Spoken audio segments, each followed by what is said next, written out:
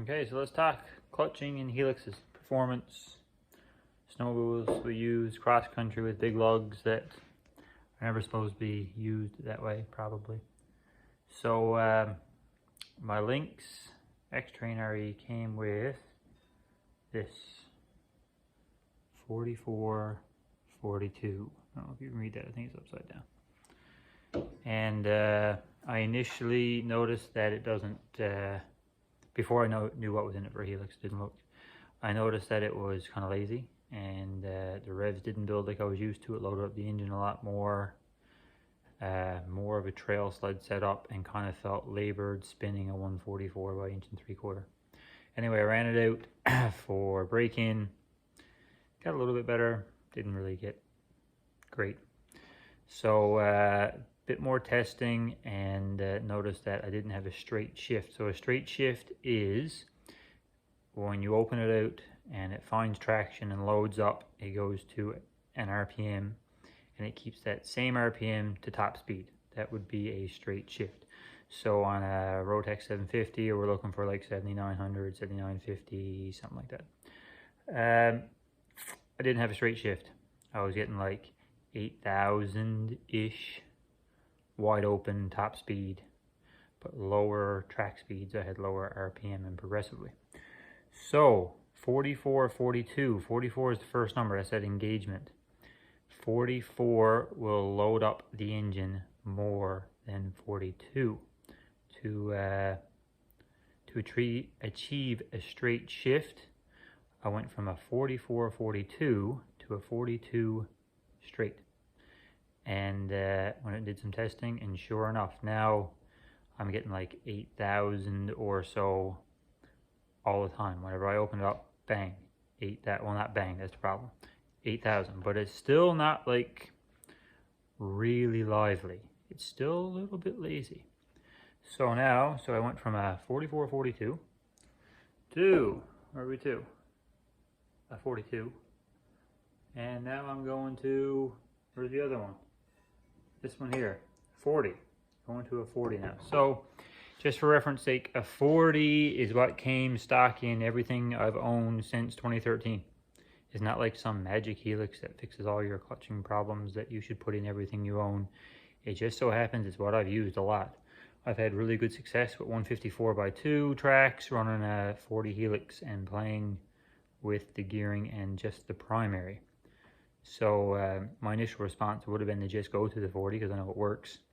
But I tried to do it systematically, figure it out. So that's where we're to.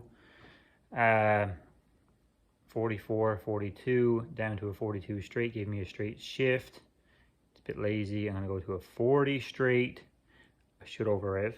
Then I can get into adding weight and playing with clickers. That'll be another discussion. So just to back it up, I guess I skipped the first step. I've been doing this since 2005. I did a lot of reading back then when I was in high school on this kind of stuff. Read everything I could get my hands on. And it seems like the proper way to do this is to start in your chain case. So figure out what your snowmobile should run for speed.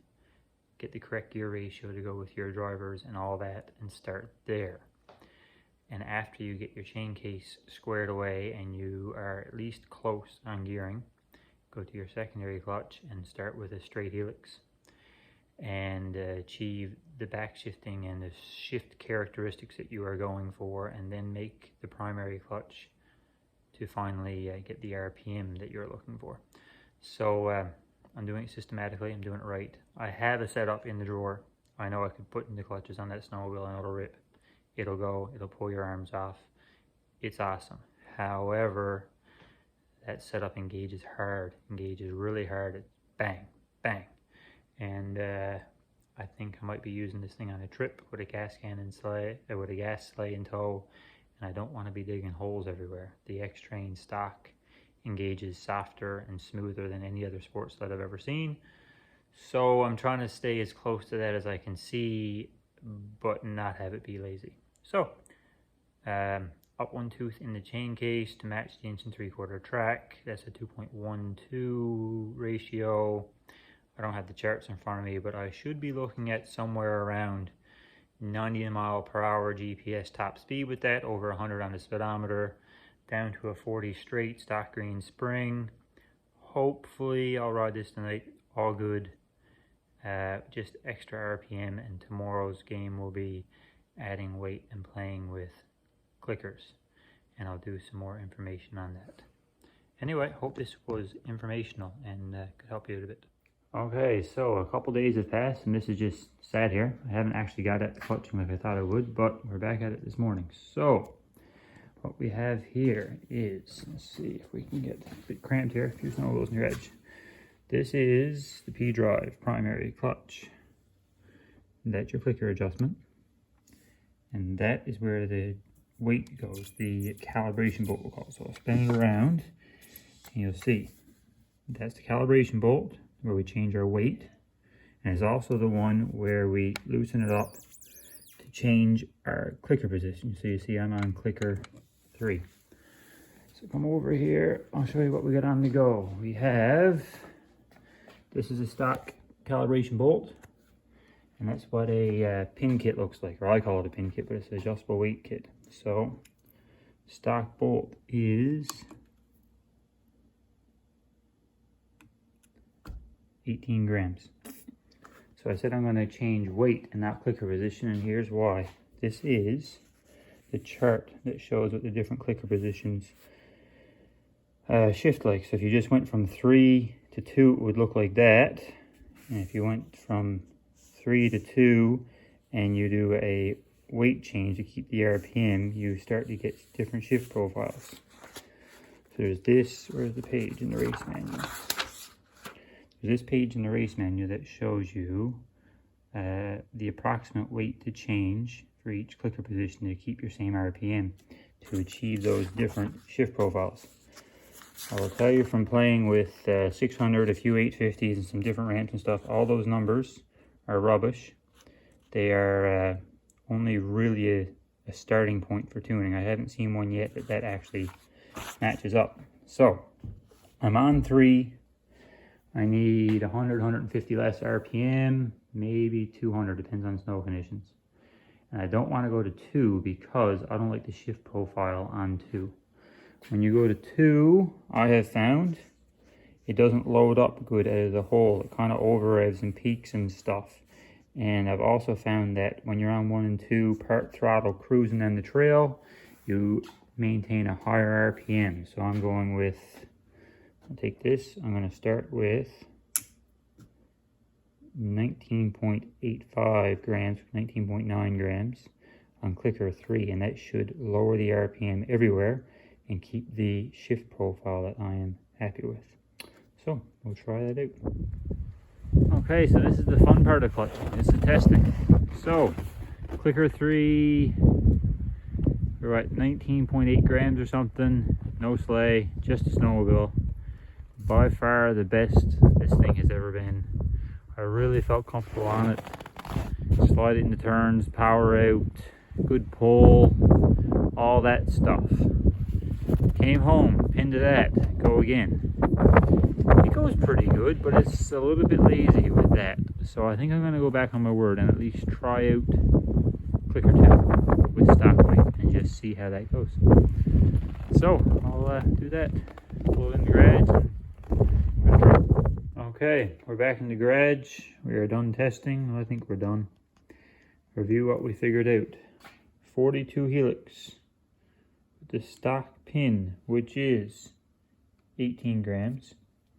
We were seeing 7,900 sometimes, but usually 8,000 or 8,100. So we added this spacer.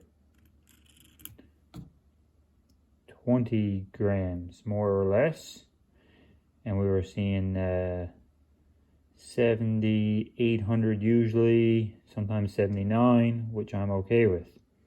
These 850s, they don't really pull when they over rev. I'd rather see a little bit less, so I was good with 78, 79. I'd rather see 78, 79 than 8,000 or 81. But when I put the sleigh on, I was down to like 7,700 or so, sometimes 76. So we went back to 18 and went to clicker 2 to see if we could fix it. 18 and clicker 2 gave me a whopping 7,200 RPM. That was it. Sometimes it might reach 73. I was like, well, this is no good. So I went all the way to the lightest pin I have, 16. So that's another 2 grams less. And I was still only getting like 74, 7,500. So I abandoned clicker 2 altogether. I'm going to go back to somewhere between 18 and 20. In those spaces there, I can definitely make up some different weight. So I'm going to go somewhere around 19 grams and put this stuff in a Ziploc bag in my pocket and go on a trip. And I think it's going to be all good. So I hope you learned something, and I hope you can feel comfortable and maybe get into some of this fun stuff yourself. There's no reason why you can't pick at this stuff. There's lots of information available on the internet, and it's good times. Maybe another time we'll talk about spring rates and a bit more about gear ratios, but this gives you the basics, at least for helixes and weight and clicker adjustments. Anyway, have a good day.